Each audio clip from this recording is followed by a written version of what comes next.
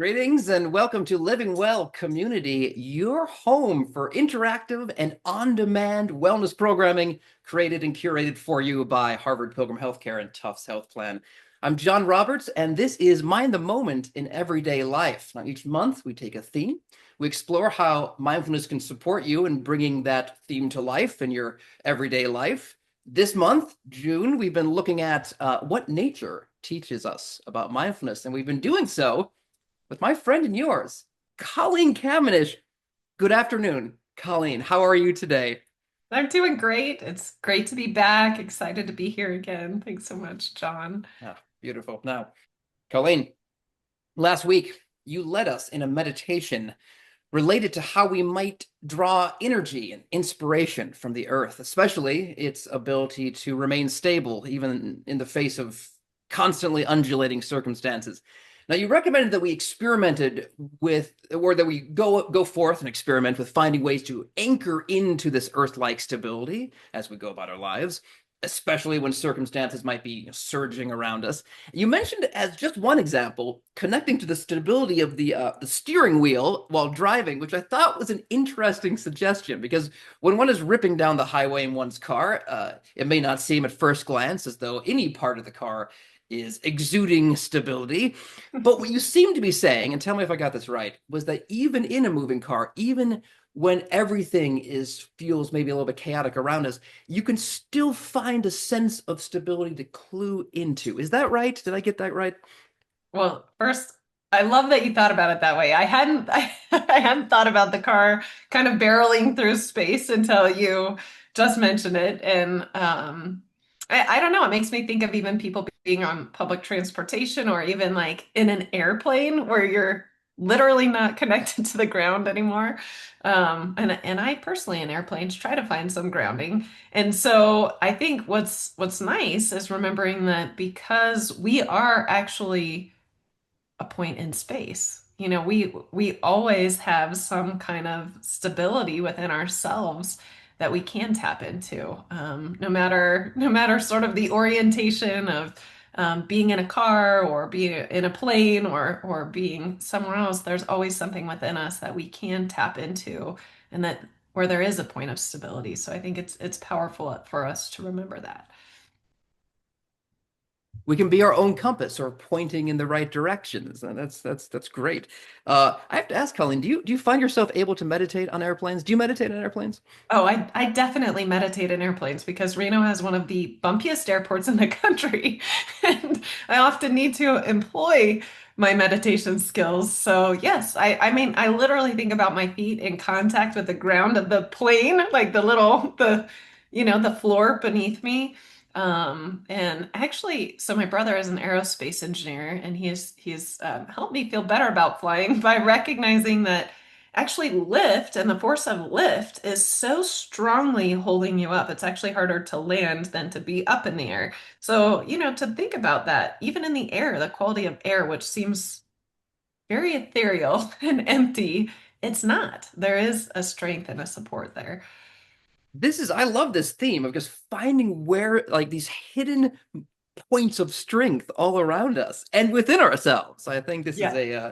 it's a great exploration. I do have to ask, Colleen, have you ever been in a situation on an airplane where somebody has been having what you might call like a meditation emergency? You're like, okay, we need to meditate right now, you and me. We can take care of this for you. It's usually me that's having the meditation emergency and is holding the hands of people that were strangers and are now friends. That's right. If anyone ever sees Colleen on a plane, she will be your new friend, and she can help you That's right. That's right.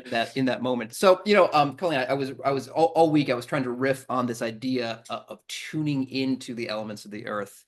And I was doing so thanks to the Nature Journal, which my son's preschool class compiled, which got sent home with him in anticipation of the end of the school year. Now, in this journal, there were these prompts that the kids were invited to follow when they were rousting about in nature, like, I see blank, I hear blank, I smell blank. And as I've been moving through semi-natural spaces, the ones I just encounter out here in Western Massachusetts, I've been using this technique as a way to help me focus my attention. And proven to be a great way to fortify myself against the untrammeled mind wandering that I'm often guilty of. Now, it hasn't been completely calming all the time. There has been a lot of like, I hear a mosquito in my ear. I smell a thick wall of cow manure. I touch the poison ivy. I see the bear looking at me suspiciously. But more often, it's been a great way to anchor myself into the stuff of the present moment. And I suppose it's also the case one can do that sort of technique, yeah, not just in nature, but anywhere they find themselves. A moving Yeah. plane, perhaps. In a movie, yes, absolutely.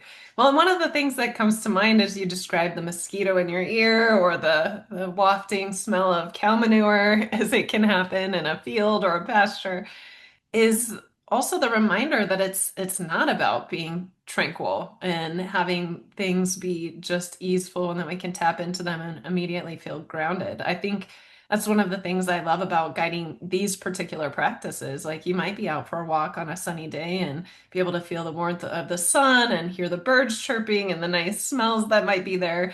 And then there might be a torrential downpour that you're caught in, and that is also a part of nature. And there's actually nothing wrong with that.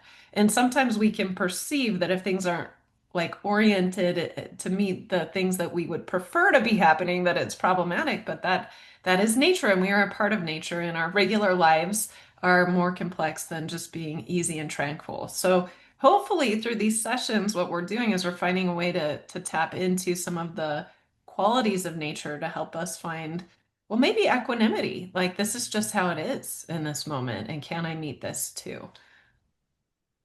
It's great. And maybe, Colleen, maybe this is the right moment then to segue into what we'll be practicing today. Yes. So today we'll be practicing with the water element. It's a part of everything around us and it's in us. Obviously, we're made up of a huge amount of water. I looked it up to see the exact percentage. There's some skepticism about exactly how much, but it's like between 60 and 70%. So that's a good majority. But the different elements of water and the different things water kind of experiences, I think we can tap into. So that will be our practice today. All right, well let's get into it. Let's do it. If you're Okay. ready, I'm ready, Colleen. I'm ready. I'm ready. All right. So, for folks out there, I'm not sure where you are. You could be on lunch and maybe at a workplace, and so maybe you don't want to lie down anywhere. But you can, if you'd like to, for this practice, you could lie down, you could be in a chair, and just finding whatever posture feels like it would be a support. You might close the eyes if that feels okay for you, or maybe just softening the gaze out a window or down towards the ground. And just as we begin this practice, maybe just taking some moments to really allow yourself to kind of transition from whatever you've been doing today and arriving arriving here in a very real way. Maybe starting by just noticing what's happening in the body.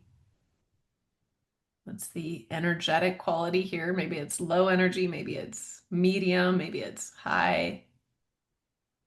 What's happening in the context of the mind?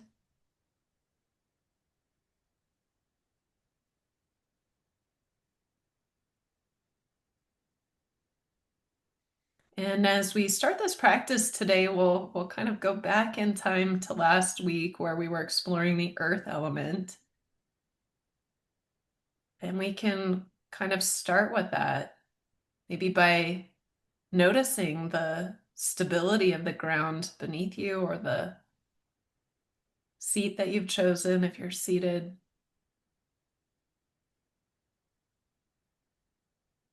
The stable nature of that surface. Maybe aware of how it's supporting the body right here in this moment.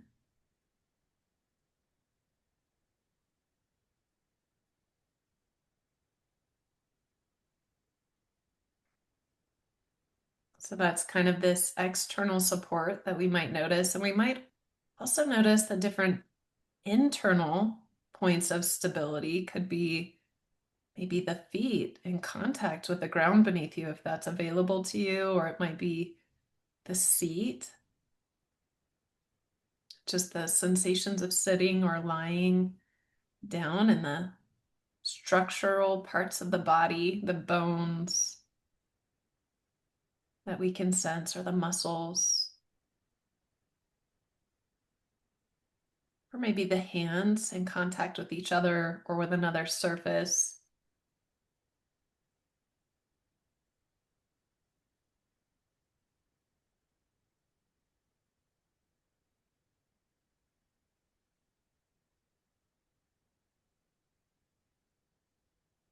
I think it can be helpful in any practice that we do to know that we can always come back to these kind of anchors of attention, these places of stability, but they're always there for you.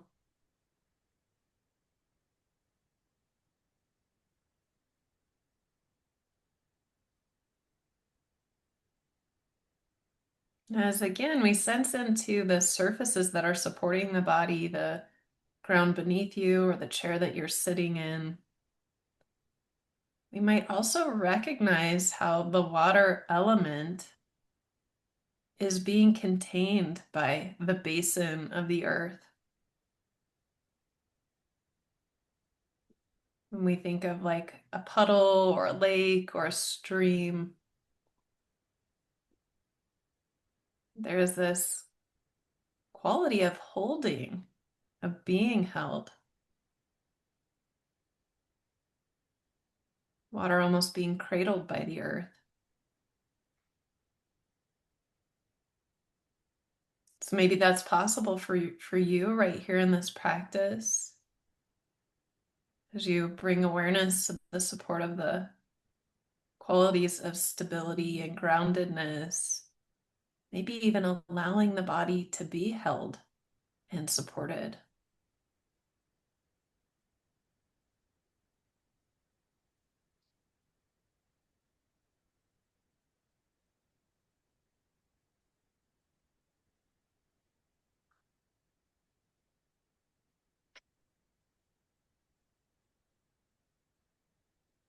And for this practice, there will be an invitation, if you'd like to try to bring to mind a body of water that you know or know of. It might be one just that you have seen in pictures, or maybe one that's more familiar, one that you've been to. And I know not everybody is a visual thinker, so it might not be easy to picture this body of water. And if that's true for you, then maybe just connecting to the felt sense that you have when you're at this body of water or when you're looking at pictures of it, just as a way of starting to connect with the element of water in a kind of an experiential way, with something that you know.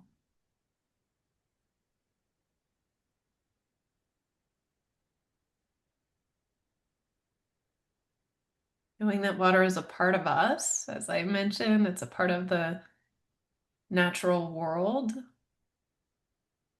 It is an essential element of life that supports all life.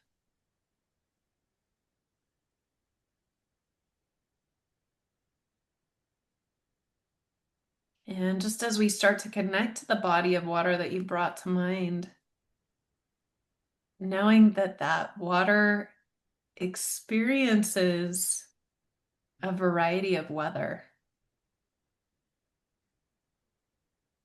I mean, we all know that so intimately, in a way that weather is coming and going and changing all of the time. It changes throughout the seasons.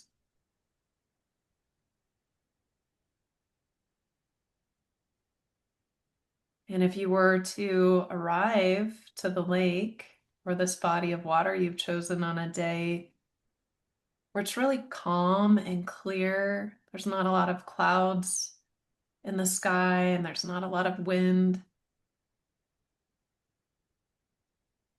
then the body of water has this reflective quality.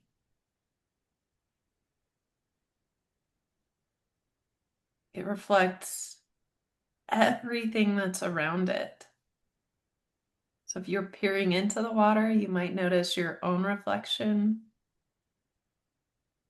As clouds float by, they're reflected. As birds move through, they're reflected. Maybe the different trees and the plants.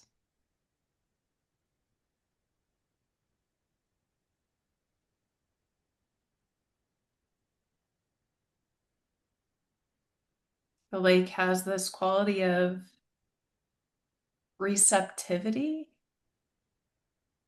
So it's sort of the nature of it is to be receptive of everything that's being reflected. And of course, in a non-judgmental way.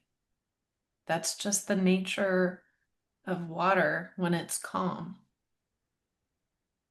It's able to just reflect everything around it without preference or judgment.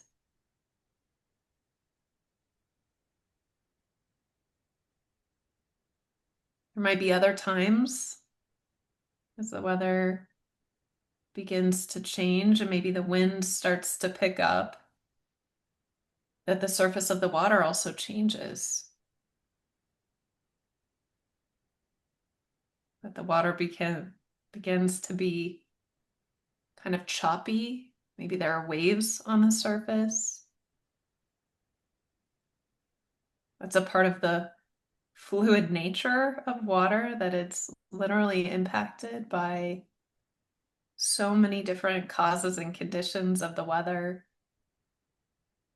what's around it, the external conditions.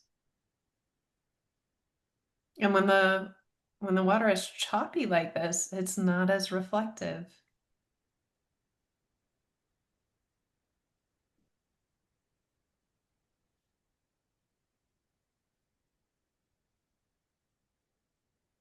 And yet, if you think about like a surfer paddling out in these huge waves sometimes, they can go beneath the waves where there is some calm.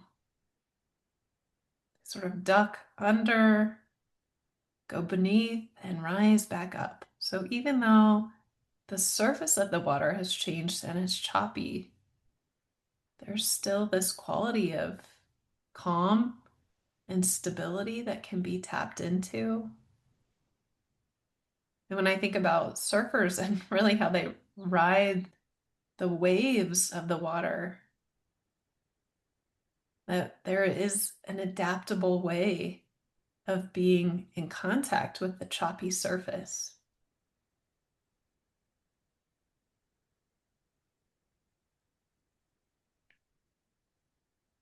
Depending on the body of water, if it's smaller, there might be times when it also becomes frozen.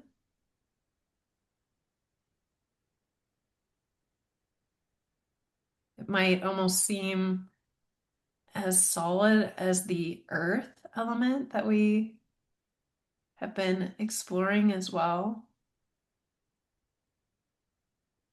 It might seem almost immovable. And yet, even within the frozen water, sometimes below it's teeming with life. Or in very, very frozen blocks of ice, sometimes life is dormant.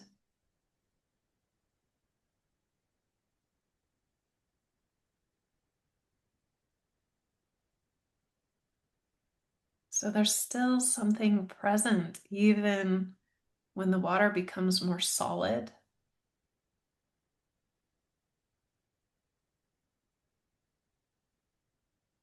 And it's an adaptive quality of the water as well, that it can freeze.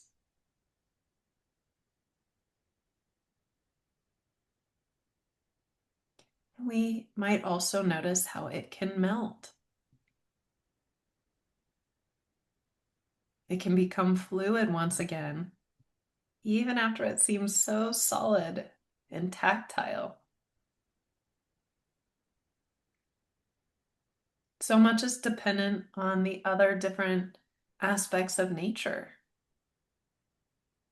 the weather surrounding the lake,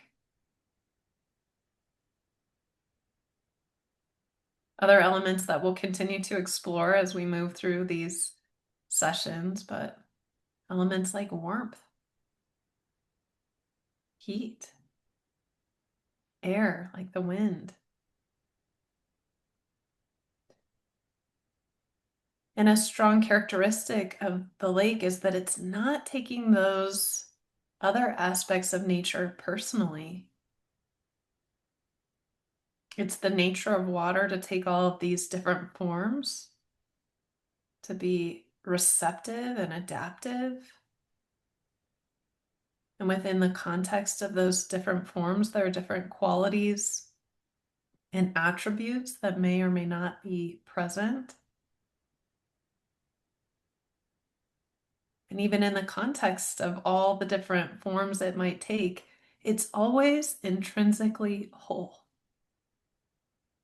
It's always intrinsically whole. That's its lakeness, in a way, or the water quality just being itself.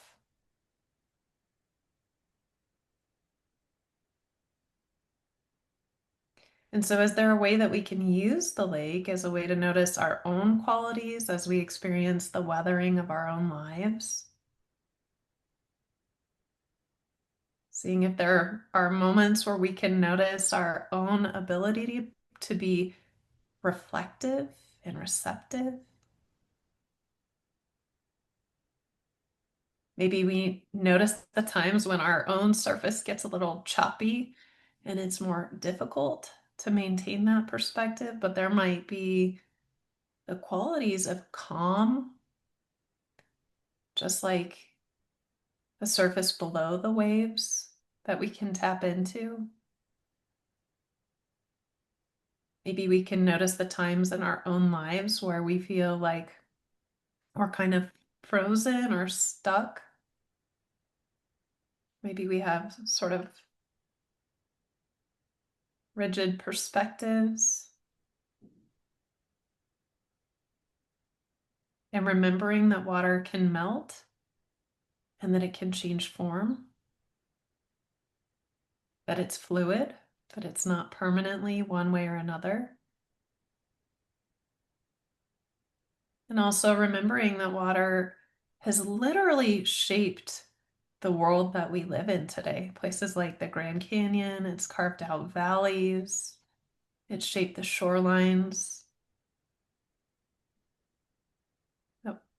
Water is fluid and it tends to move to the areas of least resistance, but it's also a powerful and a mighty force. So we can remember that we also have the ability to change things and to shape things through the nature of fluidity. So maybe just in this last moment of practice, sensing into maybe any of the qualities of the water that you can sense within your own experience right now.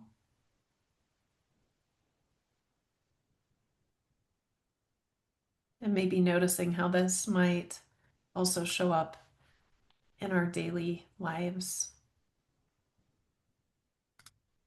So just as you feel ready, perhaps beginning to open the eyes once again if they've been closed. Colleen, thank you so much for that. That was extraordinary. And I have to ask, do you have yourself a favorite body of water? Was there something that you were focusing in on while you were? Oh, yeah, we have Lake Tahoe here. It's like Okay, an amazingly beautiful body of water that really feels like home in a way to me. very nice. Colleen, there is so much in there, especially this idea of water, which on one hand seems so permeable, easily the surface of which is so easily broken if you drop a stone and it sinks, right? But at the same time, it has the power to completely support and uplift us. If you know how to work with the water, then you can lay down in it on top of its surface and be supported by it. And it's just a fascinating thing. That's something that seems so, I don't want to say weak, but seems so fluid. Permeable. It Yeah. can also have, it can also be a kind of a table or a shelf to, or a chair to support us. Hmm. Yeah, I love that. And I think it really also speaks to how we're like that. You know, how we have these qualities too, or it might be like the fluidity, the receptivity, the ability to change, but also the ability to be steadfast and solid and have some buoyancy. So I think it's a beautiful reminder of the complexities and the you think of one element as just one thing, but it's so many things, just like all of us are. Yeah, the facets of the personality. You mentioned how water is powerful. I was thinking about water like a warrior. If you freeze a piece of water, it could really put somebody's eye out if you throw it hard enough. But water can also heal. Water can also nourish, and it is all and like as you say, like us, we have all of these qualities. We are not just one thing. There's not just one facet to us. We have all of these things, and we can be different things in different moments as the moment calls for it. And to remember that that's actually okay. You Hmm. know, sometimes we have this idea, like the water gets choppy, and that's not a problem. That's what happens to water in certain external conditions. And I feel like, of course, we're all building capacities to be more skillful, but it's really helpful to recognize that, of course, we're going to feel different when our external conditions change and when our internal conditions change, and then that's just human. So I really love that too about nature. You know, I was reading recently, Colleen, about the how the spending time with the immensity of the ocean actually induces the feeling of awe, which itself has a way of making one feel a little more, boosting mood and making one feel more energized when they experience these immense elemental things and cross paradoxically experience their own relative smallness in relation to these larger things. Yeah, I love that because I think so often we can be so central to the story of our lives, which is in a way true, right? We are the lead character, but also in a way we are a part of something bigger that we're connected to and that we can keep remembering. Even I feel like that sometimes looking up in the night sky, it's like, wow, we're all made of stardust. Like we are so interconnected, and I think in some ways that smallness reminds us that we're a piece of everything else. See, Anita here says, I live one block from the ocean. It's not the most desired piece of the ocean, but the sounds are the same as any body of open water, which is actually, I feel like you just mentioned the stars, and there's that sort of old saw about how we're all under the same stars. And I like this idea that Anita is putting forth that we can, even if we're not maybe by the most exclusive part of the ocean, we can still all hear and inherit the sounds of it. I have to say, because you live in the desert, Colleen, and so the preciousness of water is not just something that you are uh, contemplating, but that you're living with. And I wonder if that does that shape your experience of water, just knowing that it is not, it is there's a sense of scarcity around it. Yeah, I think that it definitely does. Like, you know, growing up, always thinking about don't let the water run too long, and now everything is zero scapes that we're not overutilizing the resource. Because yeah, it is so necessary to life and yet so precious in so many ways. In California, I remember there was a time where people were not able to get water out of their faucets for a while because the drought had gotten so bad. And even to remember how precious it is to have clean water and how small percentage of a world gets to experience that, it can be very humbling and grounding. And for those of us who live in areas where there's perhaps you might have the reverse problem, less of there being too little and sometimes being too much water. I think this idea of flood insurance, and there's a way in which I think of meditation, sorts of meditation we were doing today, as a kind of flood insurance, an insurance against the flood of thoughts that might otherwise beset us, or just the flood of other sorts of feelings that until we organize them in our minds might somehow feel unmanageable or anxiety Mm. producing. Yeah, I love that, John. Well, Colleen, we have reached the end of our second session. Wow. Thank you so much for sharing your insights again with us this week. It was wonderful. It's great to see you, and I can't wait for us all to pick it up again next week. Thank you so much, John. Final word before we go from Yoko Ono, who wrote, quote, "Spring passes and one remembers one's innocence. Summer passes and one remembers one's exuberance. Autumn passes and one remembers one's reverence. Winter passes and one remembers one's perseverance." End quote. May we all live suchly at the speed of the earth and its many seasons. Until we meet again next week, I hope, when we shall return with Colleen Camenisch. Until then, please go forth, folks, and be excellent to each other.